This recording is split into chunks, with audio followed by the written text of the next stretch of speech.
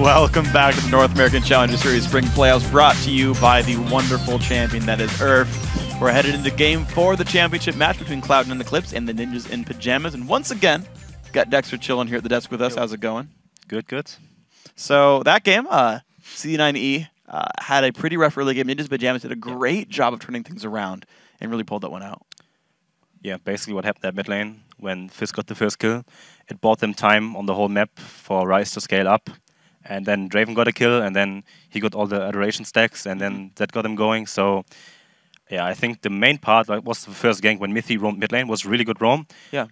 He missed the hook, but it forced the flash out of Fizz too. But Fizz doesn't need flash in the lane to kill people and to have the pressure. I mean, back then in the days, Fizz played with Barrier Ignite without flash anyway and killed people. So you don't really need flash to kill a Ziggs without the barrier and flash. So it was a pretty easy lane for him to farm up. And then after he got like 1 or 2 more kills, then he could just split push, and no one could really deal with Fizz. So after that, the game was pretty much over. Yeah, it seemed like NIP just played like their kind of old standby, like Zoro split pushes, Nukeduck split pushes, Freeze and Mithy hang out somewhere else where no one wants to be. Yeah. And that style just keeps working. Is that, basically I'm asking you on a strategic level, is that like NIP style, is that the right way to play League of Legends? Is there a counter to it? Like, what are your thoughts on this sort of gameplay? Well, you can't just go into the game with the thought of having, okay, we're going to 1-3-1, right? You need to see how the game turns out. And if you have a team comp in mind, it opens up possibilities for 1-3-1. Like, if your mid lane gets incredibly strong, like a Fizz, you can 1-3-1 easily, but at the same time, your Ryze needs to be strong too for that. And if one of the components doesn't work out, for example, the Fizz fall behind or something, then the 1-3-1 doesn't work, and you need to give Fizz the time, and you need to give him time to ramp up again and get items. Like, he only needs 2 items, Zhonya's and Lichbane, and then he's good to go, and then he can one-on-one anyone in the game. I don't think any champion in the game can actually one-on-one Fizz in a split push later in the game.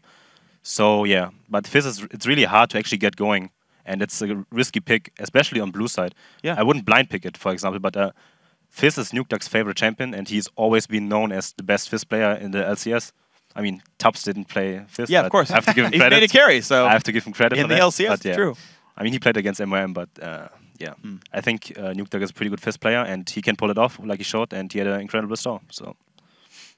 So do you think that NIP are going to come back out of this with the same sort of plan and go back, like, just repeatedly use these comfort picks? Or will now they be super serious, try and come out with some level 1 thing? Because they haven't really tried much level 1 after their invade failed for them.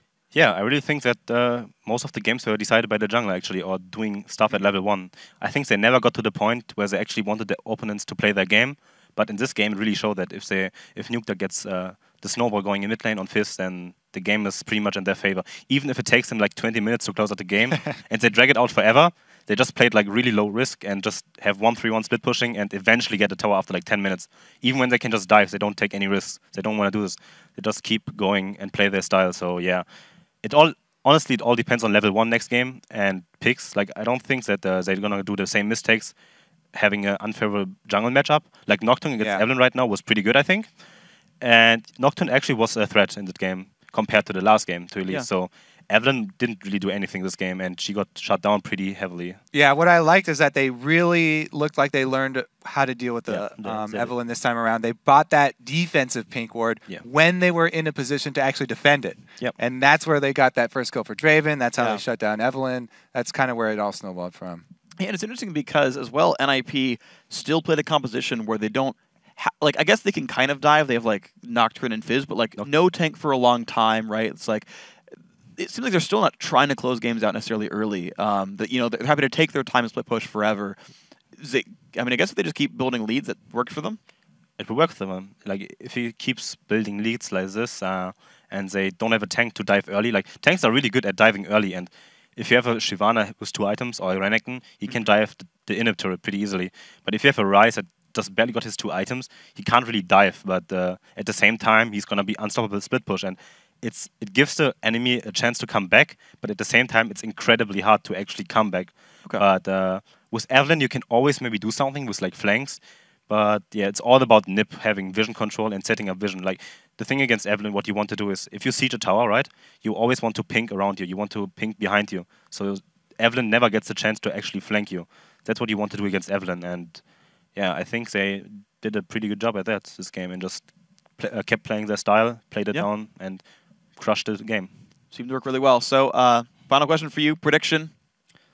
Well, I predicted that it's gonna be a loss for NiP, like 0-3, but they pulled back, and I don't think I can make any predictions. It can happen that NiP is gonna win the series after they pulled this convincingly victory.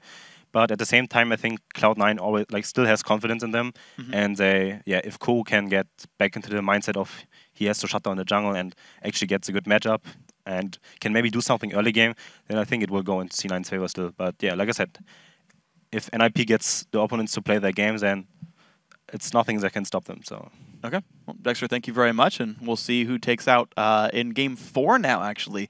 Cloud9 Eclipse winning the series 2-1 so far, and it's a best of 5, so C9E has 2 chances to win that one last game to get themselves into this one.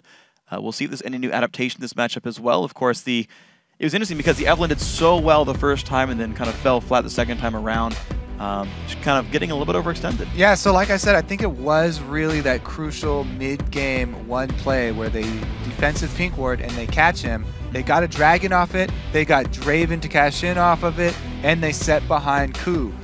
Ko is the carry for this team. He's making all the moves for Cloud9.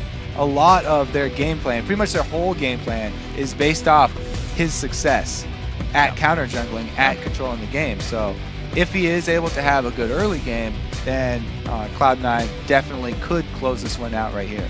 Yeah, and we'll see what they can do with this one. Picks and bans starting up the Lee Sin. Every single time, Ko not allowed to play that champion. The Lulu from Nukeduck as well. Febiven, not a player to really play this one out in here. More bans come through. We'll see what they are in just a second. The Zed still removed from Nukeduck. We're the NiP bandit in Game 1, but C9E removing that one as well.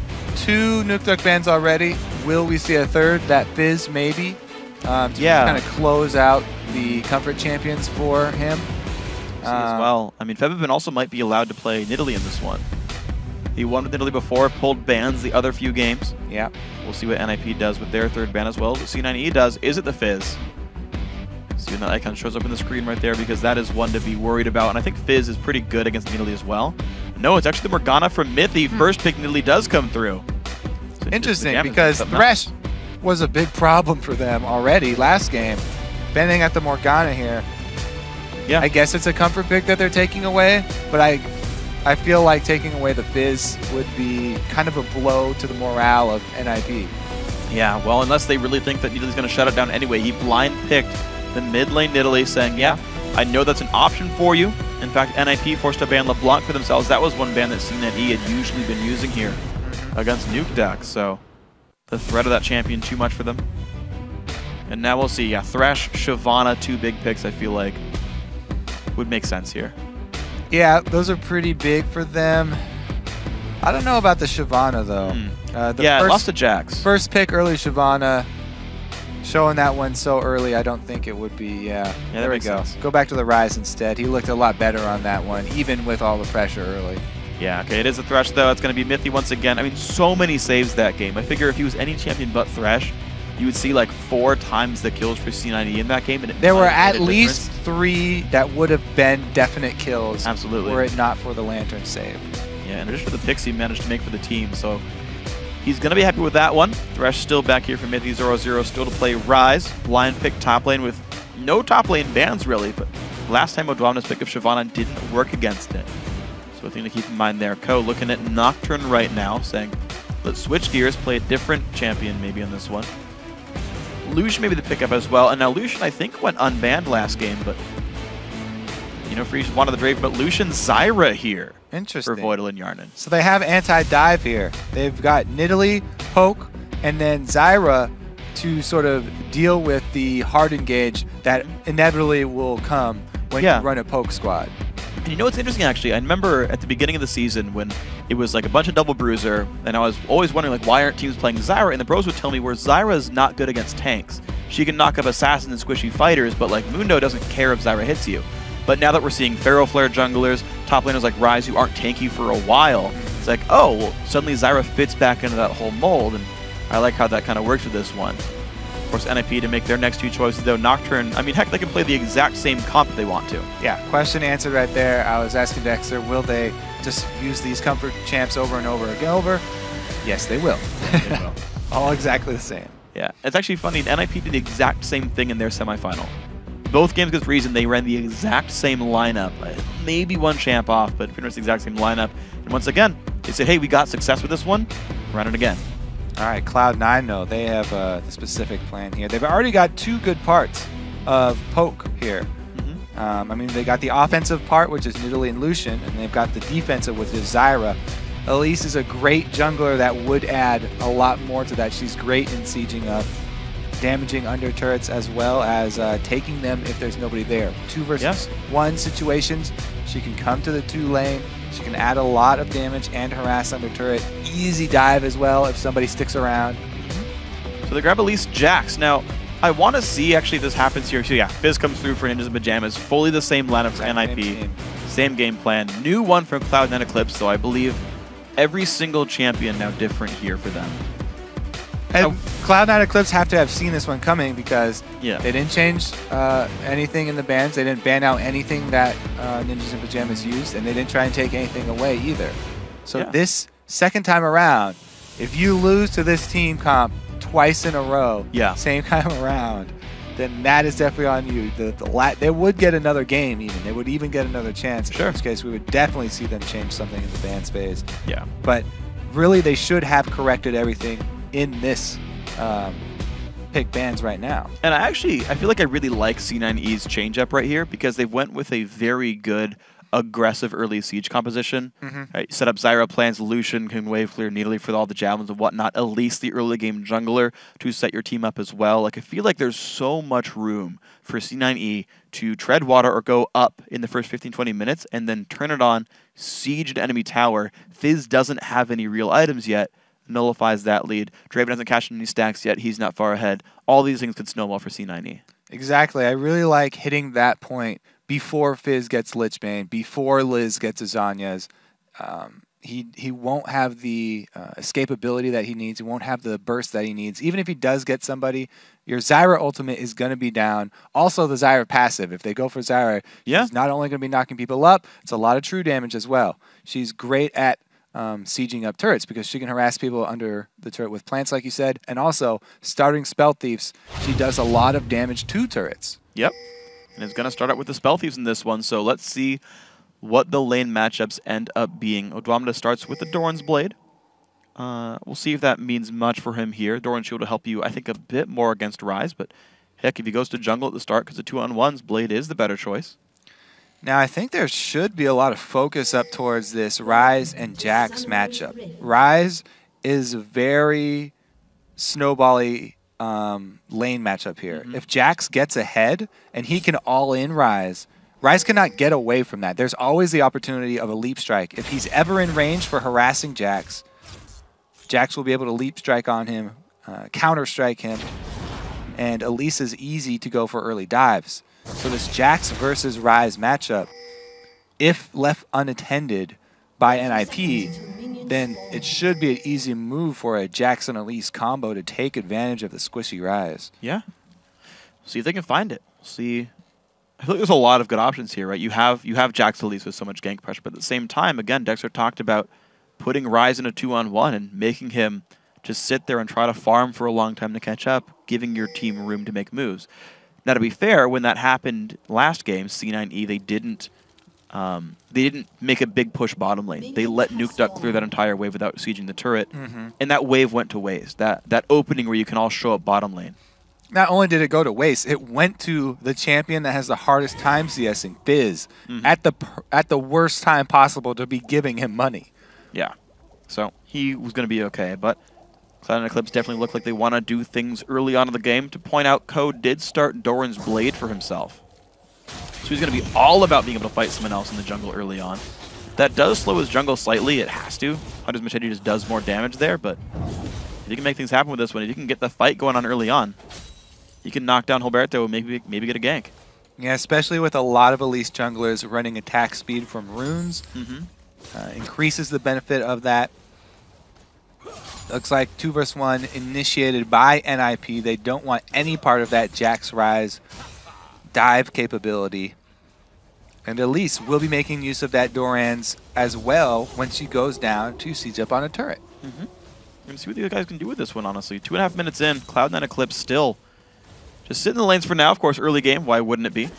The junglers taking, in some cases, their sweet time getting around. Looks like it is going to be Jax taking the Wolf Camp for himself. Hulberto does grab double buffs, but not yet level 3. He's leeching some of that experience with Rise. So Zorozero will have a bit of experience in this matchup. And we'll see what happens when the junglers make their way to the lanes. Pretty standard course here. Now, of course, to keep in mind, Ninjas in Pajamas are the team to have set up the 2-on-1 swap.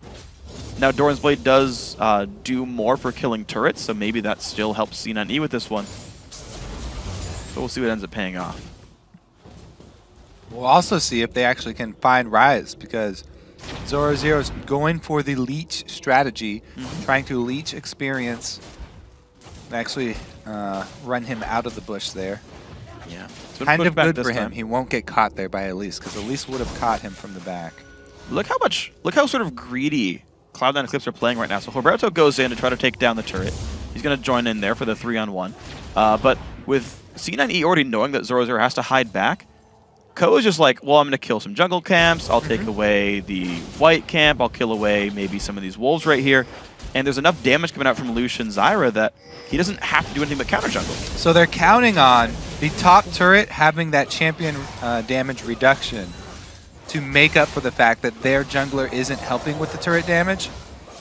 Now, though, after the jungle is cleared, he's actually going again for the kill on Rise. This is something he did last time. They weren't able to get the kill last time because he was Evelyn. With Elise, it's even higher probability of getting that kill, though. Very, very strong tower dive here. However, wasting more time on turret damage, and they've actually recalled Hulberto here, who, as well, took a white camp. So he got jungle money, and he's going to be there to defend with Rise. So this dive that Ko's been waiting for and been wasting a lot of his time for will not gain them any benefit. He just wasted a lot of time standing there. Absolutely. And the top lane turret finally now goes down at 4:49 into the game. 6 CS for Jax, 3 for Rise right here. We're going to see if these guys can pick up much more for themselves. But I feel like Odoamne has a little bit more money for himself overall. Cloud9 Eclipse not leaving this lane setup right there, shoving it all the way into the turret, shoving the cannon wave First move mid. So he doesn't even have to go for a tower dive. Fizz cannot get any of this mid lane farm because 2 range champions. Elise is amazing at harassing under turrets. This is one of the best things about Elise as a jungler in the 2vs1 swaps. They can apply pressure to these lanes very early. Looks like he's going to leave his way out of the mid lane pretty soon, though. Voidle and Hjarnan actually still staying around, but I gotta say, Nocturne Rise, I feel like is a bit scary now that Zorozero's got level 3 for himself. There's a good amount of damage to be worried about. Zyra has no escapes for herself. Fresh here too. Okay, they might have to be careful, but it looks like Nocturne's going to make his way back around. Mithy just going to play defense for Zorozero. They let Freeze make his own way around the map. He's going to join with his dual lane as well, so NIP looking just to send their guys bottom. Yeah, at least going back to the jungle and not continuing pressure on Fizz. I feel like they could have kept up that 2-man siege there with Nidalee plus Elise, keeping Fizz down further. I mean, look at his CS. He's actually above Nidalee. They haven't been able to punish him like you would really want to. Okay, well, see if that pays off anytime soon. Once the first item comes through for the mid laners, we'll see who does what with it. Febiven, Cougar form, just going to kill these minions rather quickly for himself. Pounces for it. 44 to 44, completely identical that mid lane. Freeze 49 to the 42 of Hjarnan. It's going to be a very scary Draven as time moves on. Just 1 turret picked up each team for the early game antics. Counter jungling for Ko might get him a little bit ahead. Actually, Rust Sork Shoes, so still no jungle item for the jungle Elise here of Cloud9 Eclipse. Whereas Madra's already there for Hulberto. We'll see if that matters much. Yet he's still spending a lot of time clearing camps here. He's moved back over into the jungle, clearing Raze. He should really be pressuring this duo bottom because there's no turret for them to rely on. And that would also afford them dragon control. Yeah. Well, there's a couple of wards put down. The ping's out from Mithy. You see him. Yeah. Okay, well, Ko's definitely going to know that they realize he was there, so he can assume a dragon ward here. That's fine for himself. Puts the trinket ward down across, though, into the tri-brush. And now they'll see Freeze and Mithy. Hulberto's going to grab his red buff. Level 5 still. 7.5 minutes in. Nope, there's level 6. Ulti just now for Nocturne is available. Febiven 7, Nukeduck 7 as well. So despite the level 1 antics, you know, level lead, or the pace of experience here, still pretty good for the NIP jungler. Yeah, Ko is actually pretty far behind there, you can see, as far as experience is concerned. Not really close to that 6 yet, halfway there. Maybe they can actually put some pressure onto Rise because they haven't been able to do much of that yet here. He's got a tier, so no combat stats there, just mana for him. Very squishy still. Yeah, we'll see if the dive can work now. The minions actually pushing in towards C9E, but Odoamne still attacking very ferociously to push the lane back out. But Zorozero's wave much bigger. Odoamne forced towards the background, which does mean that Jax has more minions here and will have more farm available to himself. He'll hit level 6 before too long, but I wonder how the Jax versus Rise late game skilling matchup even goes. Rise, 3 wards he's placed up here to try and make sure that he doesn't get into any trouble. But Jax could continue to let the wave push against him and draw Rise further into his territory, which would allow for easy gank from Elise. She has a gap closer, and Rise has set up, or Jax has set up CC. So that could be a very dangerous position for Zorozero, even though he has so much ward coverage. It's not deep enough. Okay, so at least still hard jungling though. What? Yeah, yeah. None of it's unfortunately paid off for him here. He's just kind of treaded water against the Nocturne, who's going to be scaling quite nicely. Hunter's Machete does finally get picked up though, so Ko has a bit more jungle speed. He will go towards the Golem a bit later on. Hulberto to the level 6. Febiven not going to see him. That ward, I believe, gets undetected as he puts it down across the wall. Ko is 6, not that important for Elise. Just gives him a spiderling. He's trying to make a move down bottom, but they're pinging out the wards. All these wards from NIP really causing Ko to second-guess himself. Isn't quite sure where to go. He has not switched over to a sweeper. Doesn't have any way to clear them out. But as I said, Jax, he let the wave push against him more. And Zorozero used all of his wards up top. He was getting vision to defend him while he was up at the corner there. He can't push any deeper. And they're getting this freeze off. So when you're Cloud9 and you're freezing like this, you have to play very carefully on the other side of the map, because you know that's where NIP are going to try and make their move. Yeah. You've got Nukeduck able to run around. Zorozero's holding mid for him, so many opportunities to make plays. The Nocturne ulti up as well. Plus, keep in mind, there's a Thresh with Flash on the enemy team. There's so many ways to pick up kills for ninjas in pajamas. But Zorozero says, you know what? Go back towards top. No big deal. And the game continues, though. With everything going on, it's just a 500, this very small gold lead for Cloud9 Eclipse. These teams going to play it safe. Wait for the late game. Wait for Jackson Italy to scale up, or wait for Rise and Fizz to scale up. So what Zorozero did is he left the very deep wave, which was dangerous for him, and went mid to share with Nukeduck. You get a little bit of bonus experience when sharing with someone, so it's not that bad for your team. And he waited for his trinket ward to come all the way back up so he could get that deep ward down. And in that time, the wave is eventually going to push back at you because Jax is indeed last hitting. He's not able to perfectly land the very last hit, and he does add a little bit of damage, shoving the wave back against him. Wow. And a bit of a trade there. Nukeduck happy to put damage on a Febiven. It's going to be all about the mana bar then if Nidalee can stay healthy, because a third of Febiven's health goes down every time Nukeduck goes in. And at a certain point, you just add Earth and an Ignite, and Nid goes down. Well, you got the barrier as well. Always got to keep in mind those baits. But yes, Nidalee does have to make sure that she's topping herself off. Can't let one kill go to Fizz. He'll snowball out of control. He's actually got way more CS than you would want on a Fizz this early. You never want that much CS for Fizz. So it's already a dangerous proposition. If he gets a kill, he could easily gain control of the game very quickly. It's going to be a bit of a trade. Not too much happening there in the mid lane. 103 to 104, these guys completely holding equal. Wriggle's Lantern does get picked up for Hulberto. See if he goes in towards something else there. Plants come down, bit of damage there for Voidle. Pushing Freeze back just a bit. We're going to see just the minions. Febiven just happy to javelin the melees just to get rid of them. Keep the push going. Nukeduck not taking too much damage, though. Goes in, bit of trade again. Cocoon's not going to land. Jumps back over. You can see Nukeduck plenty safe right here. You could toss out a taunt or a joke if you wanted to. Wouldn't be a problem. Zorozero actually does not teleport back to lane, though. He's saving that summoner spell cooldown for an impending dragon fight. Well, he's got to be scared now of fighting Jax outside of a turret. If he goes up in that long lane, Jax has the 100%. Uh-oh. Oh, smited up actually by Hulberto. Not going to be picking it up there, but the damage comes through. Forced a flash right there. A little more attacks come off, but really, really well smited. The smite actually comes in early, and Hulberto just like last hits it with an auto. So the counter jungling does finally come back in. But yeah, Ryze, now that Jax has the slow from a Cutlass, Ryze has to be very scared about the all-in from Jax. Can't fight him out in open territory. I think I guess they know he's around, so Zorozero's going to be safe, and now he just reveals himself. And Nocturne's waiting in the wings. He's coming over to be in range for the ulti soon. He's only there to look for a counter game. Yeah, they're trying to bait the dive right now. It's still dangerous even to bait the dive, though.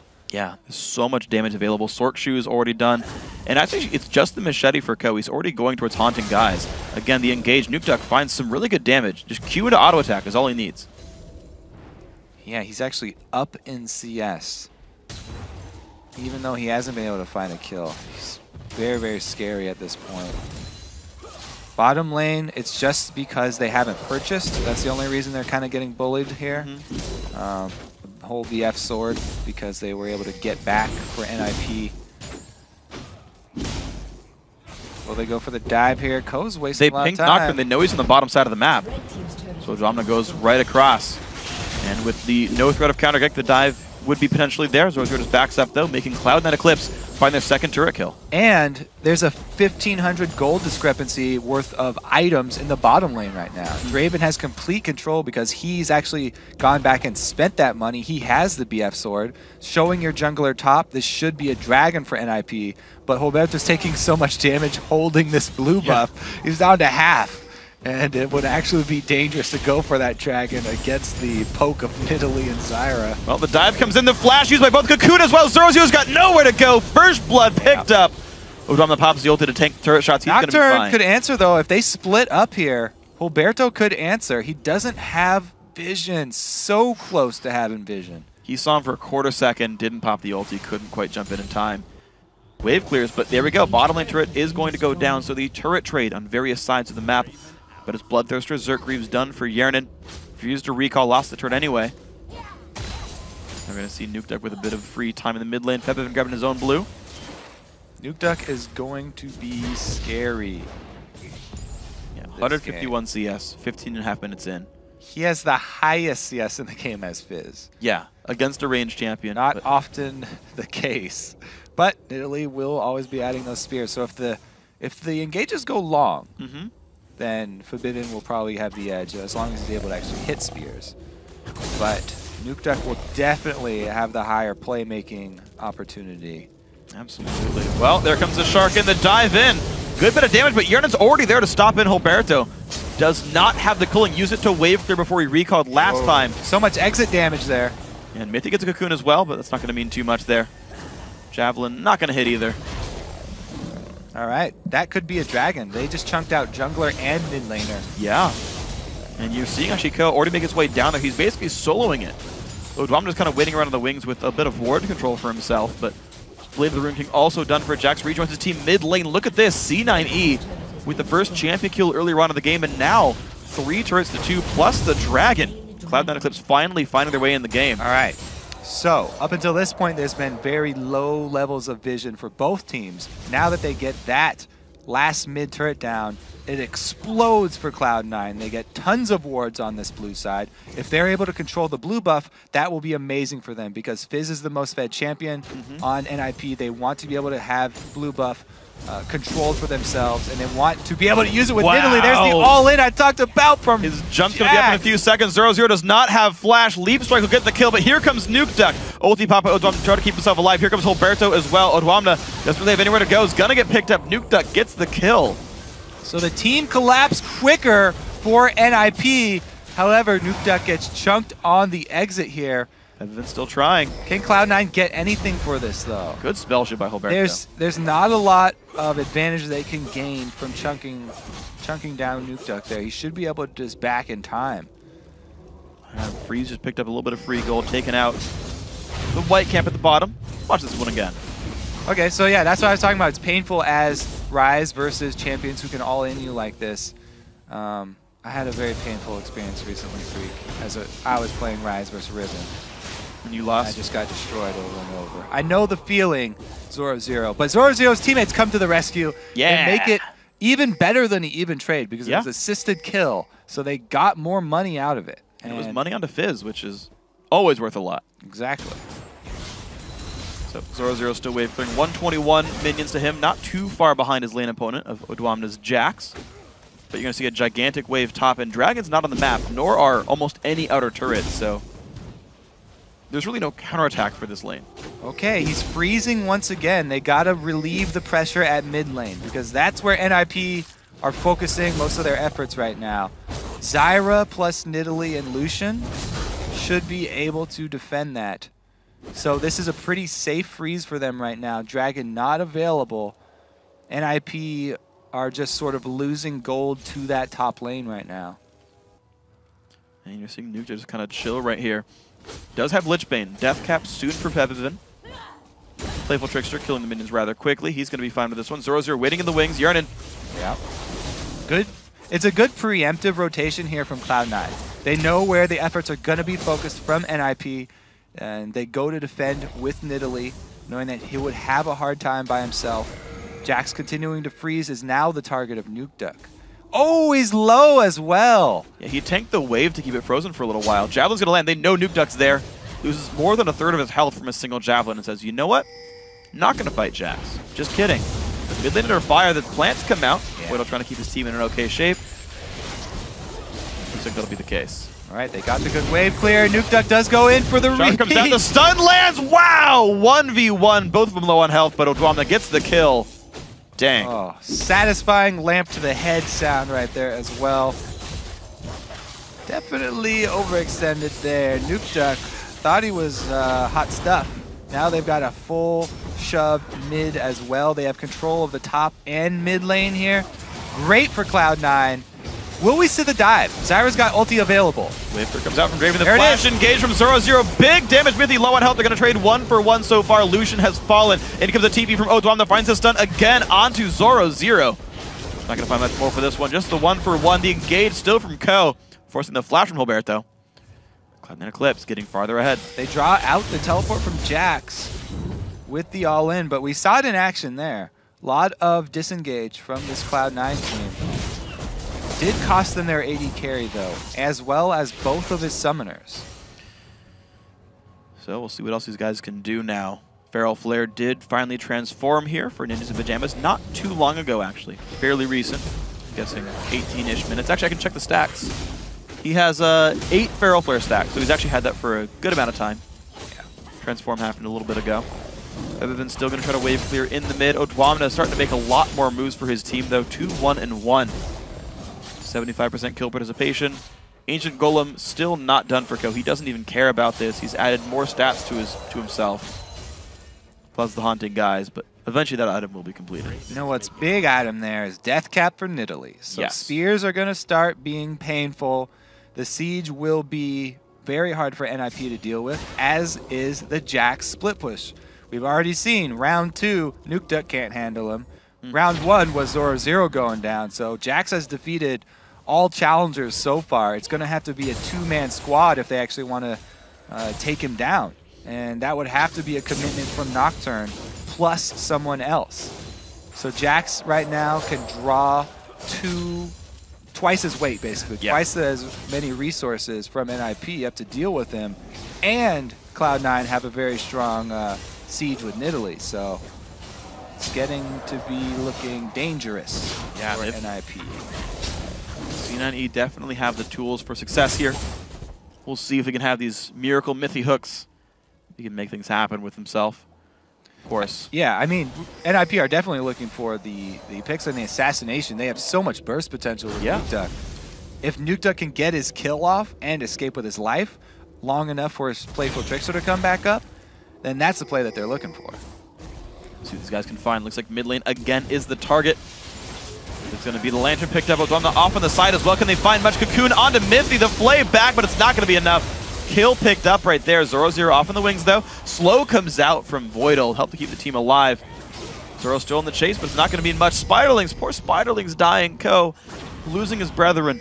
Yeah, that kill's going to mean objective. Easy dragon. Just coming up. Great timing for them. They'll also be able to siege up afterwards. Blue buff should be controlled. They have both of them, yeah, because they were able to get both. That's ridiculous. This is going to be very hard to deal with. Chasing down Jax too. Ooh, Zorozero losing a quarter of his health. Odoamne jumps to the wall, puts the stun on. He's gonna land it. Ko forced to run away though. Can they find enough on a Zorozero? A couple hits from dead. Down he goes. Odoamne picks up another 6-2 now. Nukeduck has to sit and wait as his team falls over. So Cloud9 Eclipse. Yep. Going up against the same exact team comp this time around. They switch it up, go Elise instead of Evelynn. They also were able to grab Nidalee because they were blue side. So that helped out a lot. But I really think that their Jax power has been a very big turning point here. When he got to use Jax against Shyvana and beat Zorozero in lane, I think that just gave him even more confidence for the champion. And going back to that one has been amazing for Cloud9 Eclipse. I like the changes that they've made to deal with this exact same team. Exactly, and if you're Millennium or if you're Super Hot Crew, you got to be like, you know, one of us probably gonna have to fight C9E. Odoamne's pretty scary. You know, I feel like we should ban Jax in Champ Select. And you got to start kind of thinking about what are the big deals here for these teams. What are the things that are scary? Nukeduck's Fizz still. Honestly, he won his lane. He's still got a kill. Still a very scary champion for himself. Hulberto, 1-0-1, getting a lot of farm here on Nocturne. Says back off with my red buff. Freeze doesn't get that one. But Odoamne, the really big force right here. 3-1-2. Big playmaker here in the top laner. Says, you know what, jungler? You're the support. I'm the carry. I'm a top laner. Deal with it. I'm Jax. And it has definitely worked out. He deserves the solo lane farm that he gets. As far as the ending it here, it looks like they are just trying to control map blue buff here before they go for another push. And they're not even opting for Jack's split push, even though his teleport will come right back up. They're so far ahead right now. The team fight is actually in their favor. So we'll see where they go with this one. The general composition for NIP is the 1-3-1 with the double split push. C9E not really going to have that kind of setup though. Nidalee is more a teamwork type champion. Yeah, definitely needs some extra support to rely on for disengage, for extra tower damage while they're trying to get poke under it. I think that they should be just fine though. Yeah, they're just waiting on the blue buff respawn here. A lot of what happened last time too, even though NIP were running this exact same comp, it was the play, the mid-game play there after the 2-versus-1 swap, where they caught Ko extending into the jungle with the pink ward. Ko did not make that mistake this game. He stayed in his own jungle. Oh, here comes the hook though, a bit of a flank maybe coming in. Mithy goes down right away with the box, and Zorozero wanted a flank, and then recall saying, you know what, never mind, it's 4v5. But the entire team has shown up actually not even looking to split push, but C9E pull all 5 together. Still the wave here, still the ulti as well for Voidle is available. The minions are going to go down, but turret falls over. And now they got damage now 26.5 minutes in towards the inhibitor. Odoamne gonna see in the front lines, looks like Hjarnan will be able to take this one down. And Inhib falls 26.5 in with a 5-kill lead. Cleanest inhibitor that we've seen in a long time. It was the first one going down. Usually the first inhibitor is hard for these guys to get. Febiven gets cut off. On the wrong side, but gets some brush to run through. Hulberto is going to back off. He's going to be fairly safe. No, big damage comes through with the Javelin. Not safe, not safe. Never mind. Javelin with a vengeance right there. All right, they're not done yet either. Ryze has been chased down before. Hook not quite going to land. Nearly did with this one, but going to push in now mid. Turret going to take a whole bunch of pain.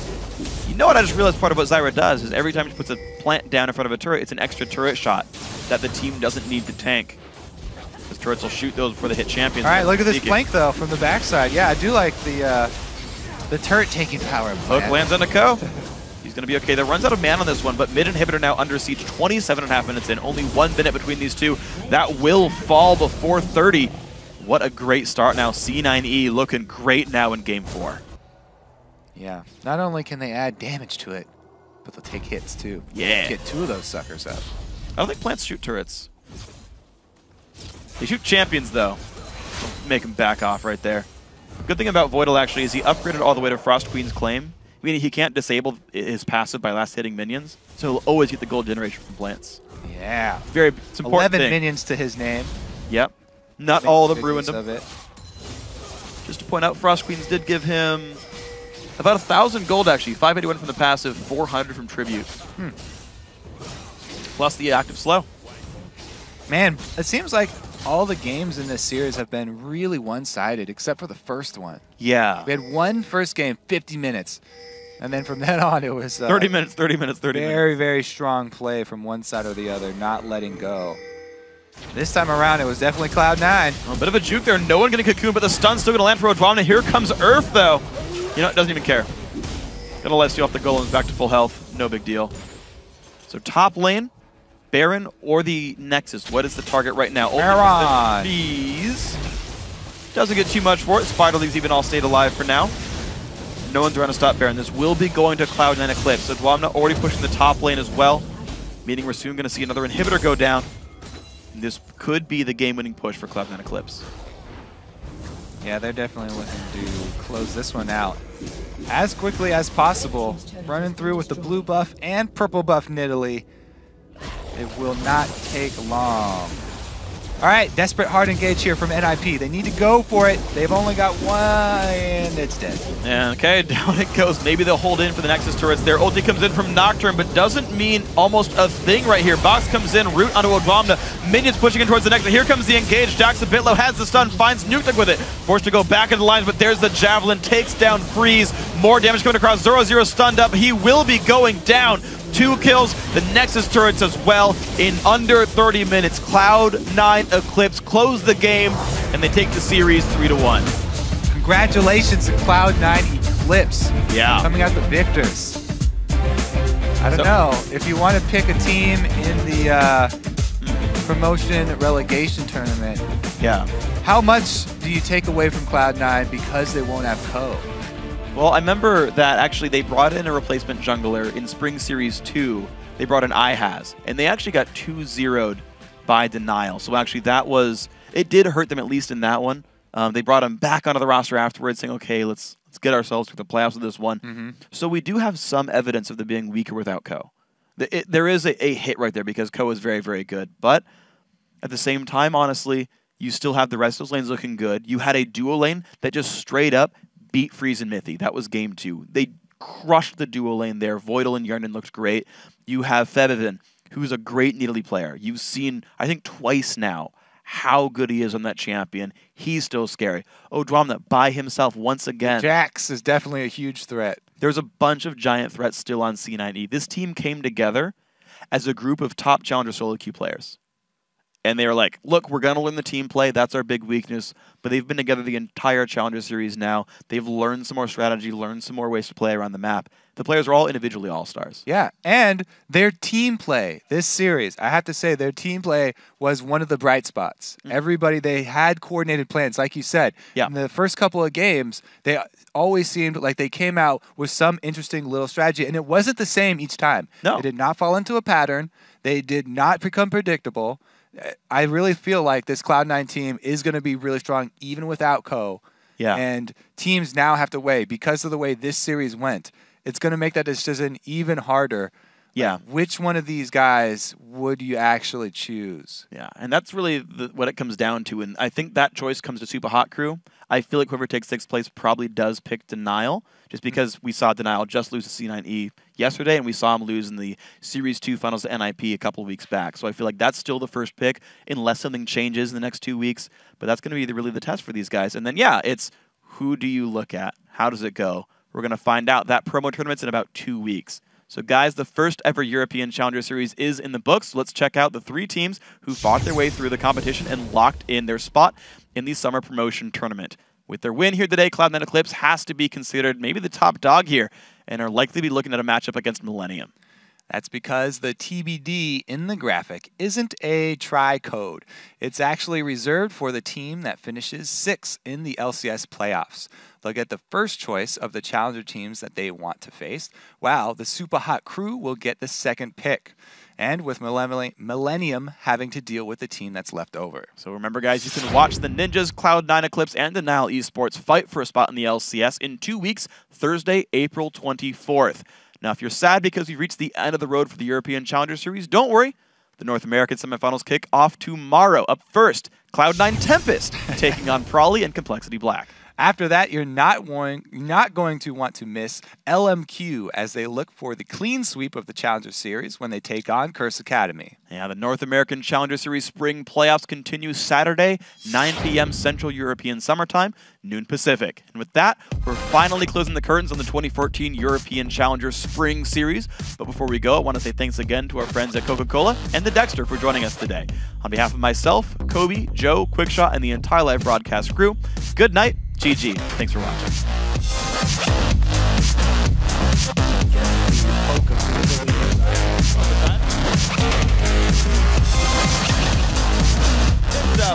Odoamne pops the ulti.